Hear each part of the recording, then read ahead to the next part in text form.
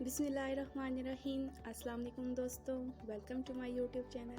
दोस्तों, आपने स्टफ़ कीमा करेला तो बहुत खाए होंगे, लेकिन स्टफ़ मसालेदार कीमा आज तक आपने ट्राई नहीं किए होंगे। तो आप ज़रूर बनाएं और अभी बनाएं, इंशाल्लाह आप सबकी फैमिली को और आपको भी बहुत पसंद आएंगे।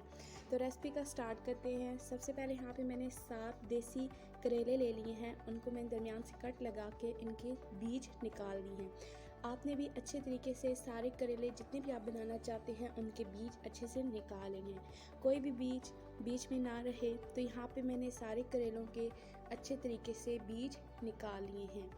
तो आप देख सकते हैं कि कहीं भी हमने बीज एक भी नहीं रहने दिया।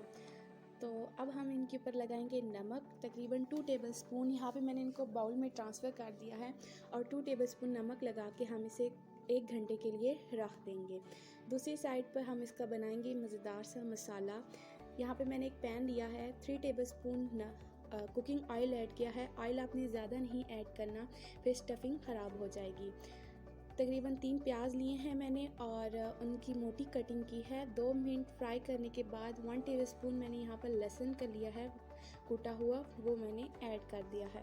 अब हम इसको 4 से 5 मिनट अच्छे तरीके से भून लेंगे और फिर हम ऐड करेंगे मसाला जात। उसमें सबसे पहले यहाँ पे मैंने हल्दी पाउडर लिया है, 1/2 टेबल स्पून, नमक 1/2 टेबल स्पून, खुश्क धनिया 1/2 टेबल स्पून कूटा हुआ, लाल मिर्च 2 टेबलस्पून। लाल मिर्च मैंने ज़्यादा इसलिए ऐड की है क्योंकि ये अगर थोड़े मसाले वाले तीखे होंगे तो ज़्यादा मज़े के लगेंगे।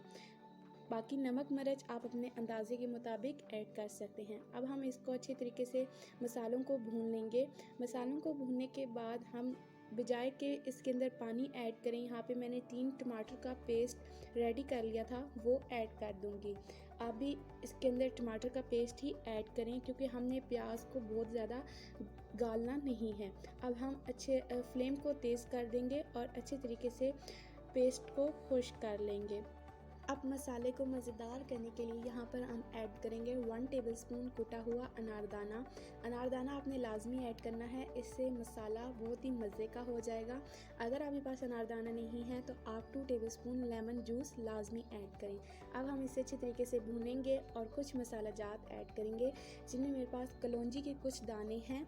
1/2 टेबल स्पून यहाँ पे मैंने गरम मसाला ऐड किया है और थोड़ी सी मिकदार में कसूरी मेथी।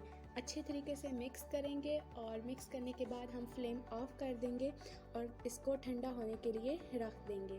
दूसरी साइड पर यहाँ पर 1 घंटा हो चुका है और अब हम करेलों को हाथों से पहले मल लेंगे।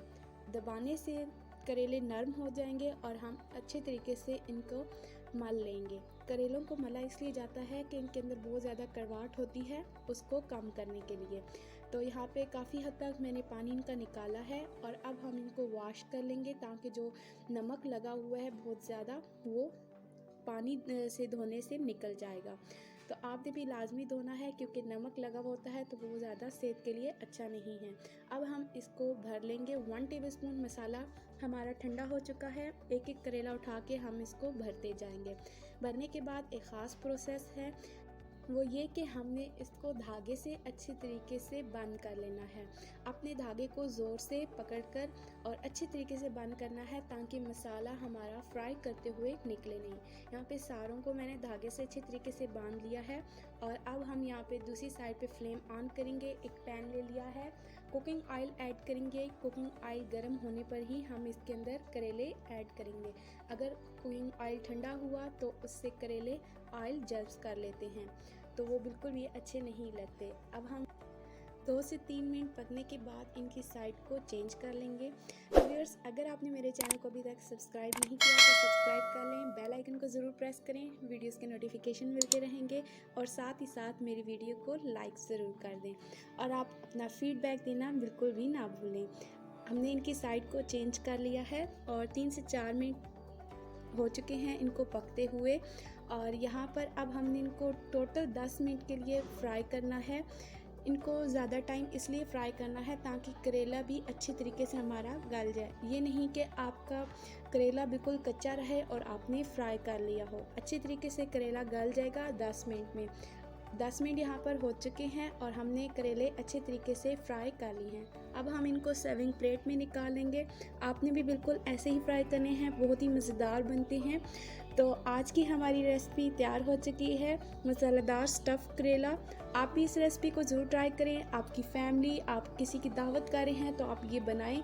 एक तो ये न्यू रेसिपी है, जो भी खाएगा तारीफ़ करेगा। और यहाँ पर प्रेजेंट करने के लिए एक करेले के ऊपर से मैंने धागा उतारा है। तो ये रहा इसका फाइनल लुक। अगर आपको मेरी रेसिपी अच्छी लगती है तो इसे लाइक करें, शेयर करें और अपनी दुआओं में याद रखें। अगली वीडियो तक मुझे इजाज़त दें।